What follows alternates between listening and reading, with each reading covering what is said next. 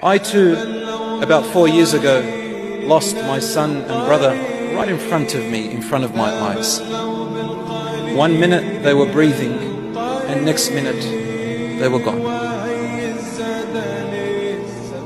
No matter how knowledgeable you are, how wise you are, how much experience you have, how many talks you've given, how many certificates and qualifications you have, and how many people you've helped, when you are tested with something like that and grief hits you,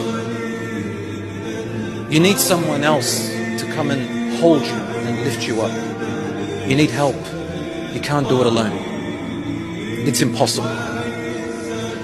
And the first help that I got was obviously the Quran, and I'll tell you why.